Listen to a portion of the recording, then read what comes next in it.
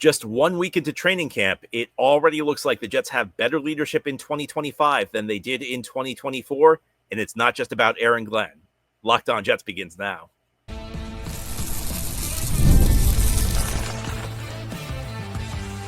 You are Locked On Jets, your daily New York Jets podcast. Part of the Locked On Podcast Network, your team every day. Welcome. This is the Locked On Jets podcast, part of the Locked On Podcast Network, your team every day. It is Monday, July 28th, 2025, and I'm your host, John B. from GangGreenNation.com. Thanking you so much for making the show your first listen or first watch every day. And a big shout out to you everydayers. This is a daily podcast covering the New York Jets with new episodes each day through the week, Monday through Friday. Today, our episode is brought to you by Gametime. Download the Gametime app, create an account, and use code LOCKEDONNFL for $20 off your first purchase. There's lots to talk about in the early days of Jets training camp in 2025.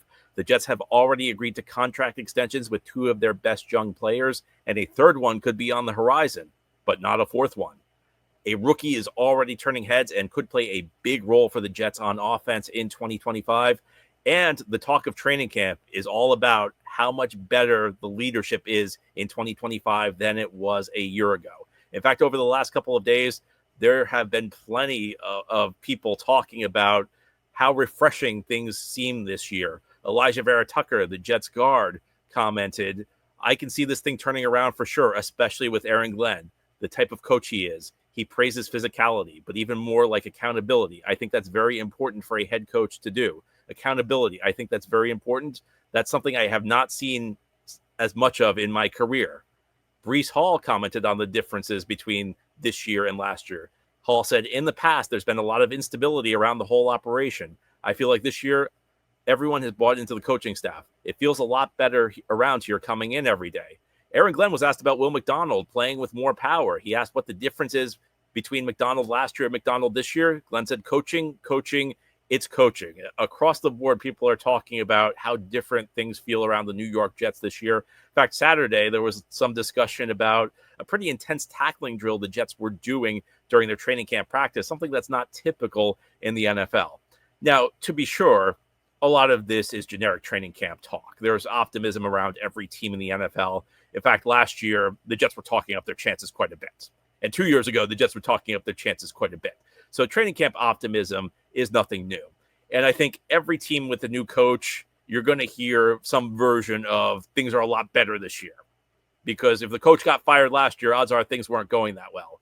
Aaron Glenn has not lost a game yet, so he's not going to be criticized at this point in time. You know, he won't be criticized until the Jets lose their first game. Then the floods will unleash. Then we'll hear a lot of criticism of Glenn. But I think it is fair to say that things are different around the Jets this year. And the Jets may not win a lot of games, but you definitely get the sense within the organization, and I've had this sense all offseason, that there is more professionalism. And I think part of this is going to manifest itself in a coaching staff upgrade. Because if we're being honest, the coaching staff the Jets began last year with was not a great coaching staff. Robert Saleh is a very good defensive coordinator. He did a great job building the Jets defense during his 3-year and change tenure as Jets head coach. But he was not a good head coach. And this time last year, Nathaniel Hackett was the Jets offensive coordinator. I think we all know he's one of the worst offensive coaches in the league. I mean, he pretty much did nothing to help the offense. He pretty much, it seemed like, was counting on Aaron Rodgers to handle everything. And then in season, the Jets made a coaching change. And it obviously did not go well. The Jets moved on from Saleh, replaced him with Jeff Ulbrich. And Ulbrich was in over his head. Ulbrich was not ready to be a head coach. And there was another factor at play. The Jets firing Saleh hurt the defense. Ulbrich kind of had to pull double duty running the defense and running the team as the whole, and it didn't work out. Every team, I think, when it fires its coach, thinks it's upgraded. You always think, you never think you've downgraded when you fire the head coach. But in the Jets' case, it's going to be very difficult for this coaching staff to not be an upgrade. I think this goes beyond the coaching staff, though. And, of course, that's a big part of it. I mean, Aaron Glenn was already bragging about Will McDonald and the job the coaching staff has done. And I think part of what Breece Hall and Alijah Vera-Tucker were talking about does have to do with coaching. You know, they clearly were discussing the lack of accountability that's been around this franchise during Robert Saleh's tenure. But it goes deeper than that. I mean, Hall talked about the instability last year, and part of that instability was the coaching change in season. And you know something Woody Johnson doesn't get enough grief for? Woody Johnson gets a lot of grief for a number of things, and almost all of them are just. You know, Woody Johnson deserves so much criticism. If anything, Woody Johnson doesn't get enough criticism. And one of the things Woody Johnson doesn't get enough criticism for was retaining Robert Saleh after the 2023 season to begin with. Because yes, firing him 5 games into the season was a bad move. Because at that point, your choices were Robert Saleh or Jeff Ulbrich. And even though Robert Saleh was not much of a head coach, you'd rather have him than Jeff Ulbrich, especially Ulbrich being pulled in all these different directions. But if your choice was Robert Saleh and bringing in a new staff entirely for 2024, Woody Johnson really erred in not firing Saleh. And, you know, at the time Saleh was fired, people defended Woody Johnson. They said, well, better late than never. Okay, but whatever happened to better on time than late? Because in the Jets' case, being on time would have had a much bigger impact than being late. And in fact, in the case of last year, it actually would have been better never than late. The Jets probably would have been better off sticking with Saleh through the season. And I think this cuts a little bit deeper. You know, you talk about the instability in the organization. You speak about the lack of accountability. How can there be accountability in an organization that makes it clear that one player is bigger than the rest of the team? Because that's what the New York Jets did the last 2 years. They made it clear that Aaron Rodgers was bigger than the rest of the team. And while it's true that on a lot of teams, the quarterback is the key component, and the rules are different for the quarterback than everyone else. Jimmy Johnson once commented, the great Cowboys coach, about, of course I treat my stars different than my regular players. I could cut a guy, I could cut a backup for dropping a pass. I'm not going to cut Michael Irvin for dropping a pass. I think the Rodgers case was unique because this was a guy who really didn't have any equity with the New York Jets. This was not a guy who had won a Super Bowl the way he did with the Green Bay Packers. I think in Green Bay, Rodgers being bigger than everyone else made sense because he had earned it.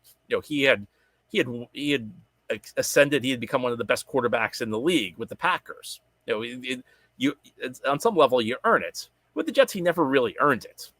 And the Jets never held him accountable. In fact, the Jets didn't just not hold him accountable. The Jets pretty much catered to his every desire. The Jets brought in every player he wanted them to bring in. He brought in Nathaniel Hackett. They kept Nathaniel Hackett. They didn't fire Hackett after 2023. And you saw the results. There was no accountability in the organization. The organization was a mess the last 2 years. And it's not Rodgers. It's not really Rodgers' fault as much as it's the owner's fault. I do think that part of what they're talking about is an improvement in the coaches, because it's clear that while Robert Saleh is an excellent defensive coach, at least at this point in time, he's really not much of a head coach. Some guys, after they fail in the first head coaching job, get some time to reflect, and they get a second chance and do much better with it. Maybe Robert Saleh will be one of those coaches. Time will tell.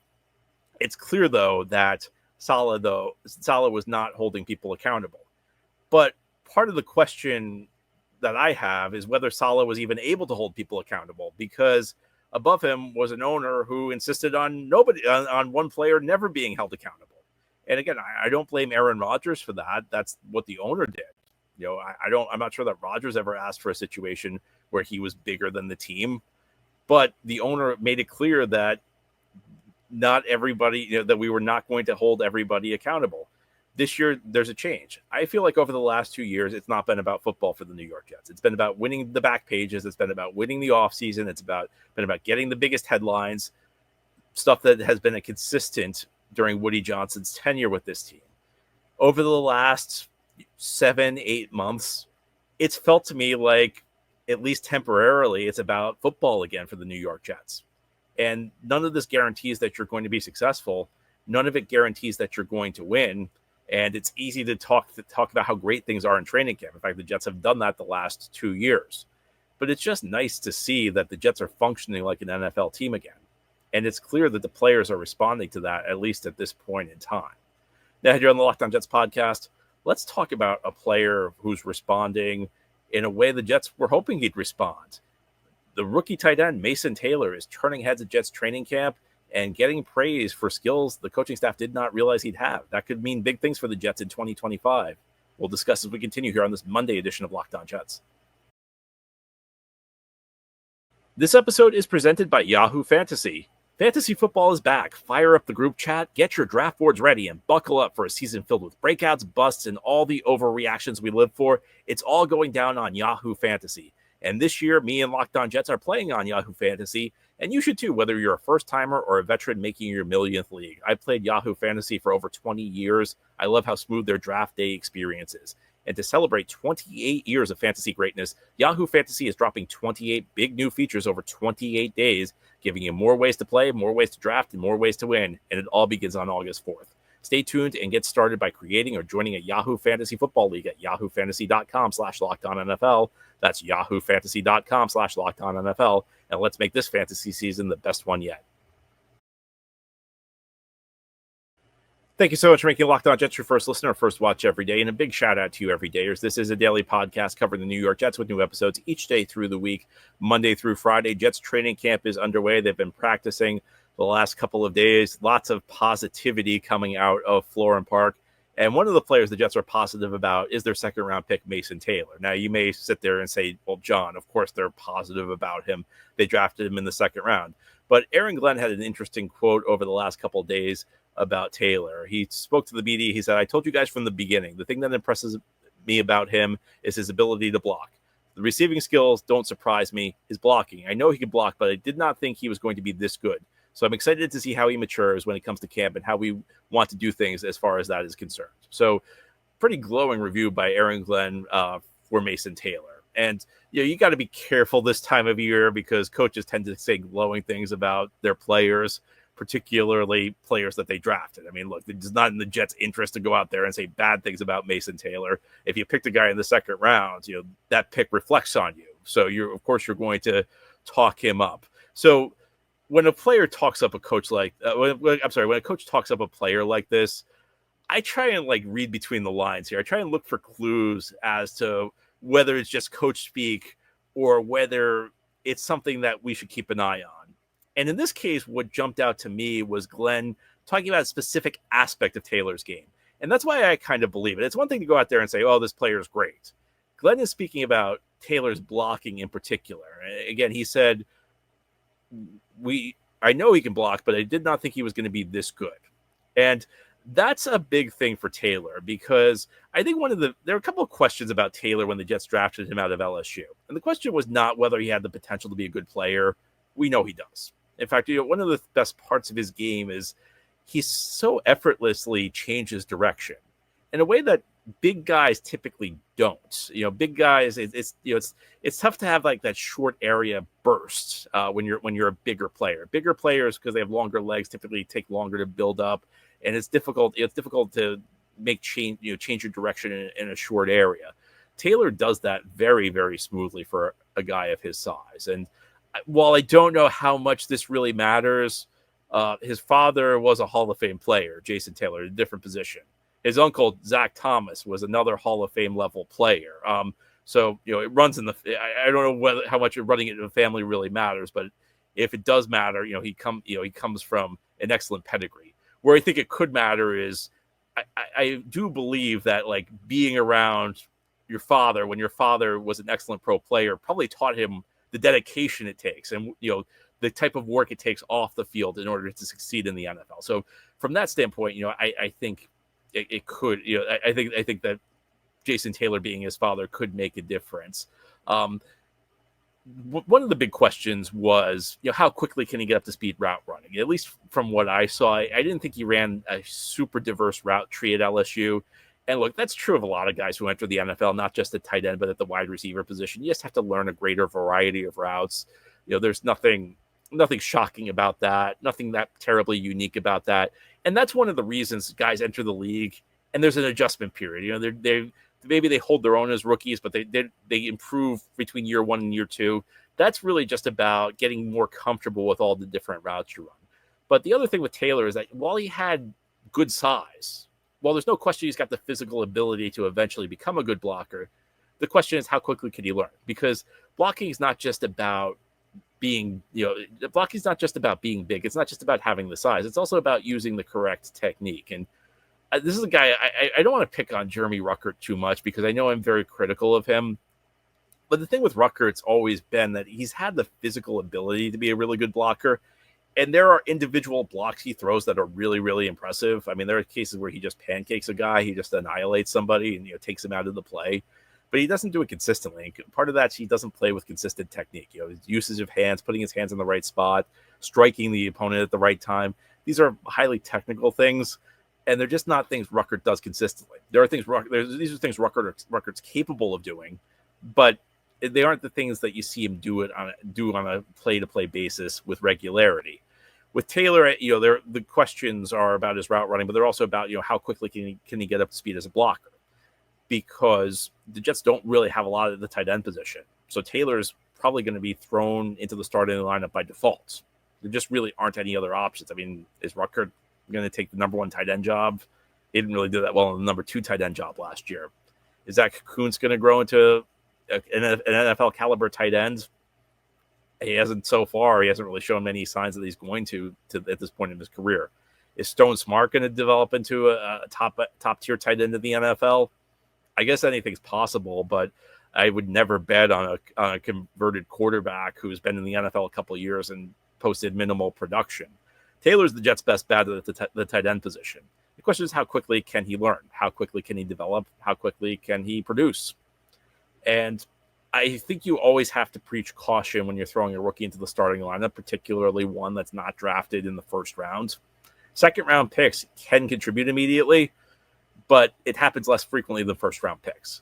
My second-round pick is a guy I always like to be someone who's not going to surprise you if they're really good right out of the gates, but it's not someone I want to count on being really good right out of the gate, because some second-round picks need a little bit of seasoning. Taylor's not going to have that luxury. So the question is, how quickly can he learn? How quickly can he produce? If he can block well, that's going to help the Jets, because the Jets are going to be a heavy run team where the tight ends blocking is going to have some significance, probably more significance than your typical team. But if your tight end's not a liability in the blocking game, it's much easier to leave him out there for the on every play. And then the question becomes, what can Taylor produce in the passing game? And there will be opportunities. Can he develop quickly as a blocker? That will determine how well he helps the Jets in the run game. Can he develop his route running skills? Well, if he can, there's going to be a lot of opportunities, because the only guy who's really going to draw a heavy share of targets is Garrett Wilson. After Wilson, you've really got nothing but question marks in this wide receiver group. Right now, Josh Reynolds is looking like the number two option. Josh Reynolds has really never been a number two option in his career. Taylor, it's not clear what his ceiling eventually is going to be, but look, he's got some interesting physical tools. Could Taylor eventually become a number two option in a really good offense? It's conceivable. And for the Jets, there's nobody really blocking him this year. There's nobody who's going to eat up targets other than Garrett Wilson. There's only so many targets that can go to Garrett. And I think Garrett's going to be in the top 5 of the league in targets as long as he stays healthy. But the other targets have to go somewhere. And if Taylor shows that, he can play right off the bat, that he can produce right off the bat, there's no reason Justin Fields can't target him, because, there's an old cliche that quarterbacks like the big tight ends. They view them as kind of security blankets. So it's kind of a catch-22 for the Jets. On the one hand, you're dealing with a rookie, and rookies are always a bit unpredictable how well they're going to produce. On the other, there's nobody really blocking Taylor from getting meaningful snaps and making a meaningful contribution to the New York Jets as a rookie. So this is a land of opportunity for a pass catcher, and perhaps Taylor will take the opportunity and run with it.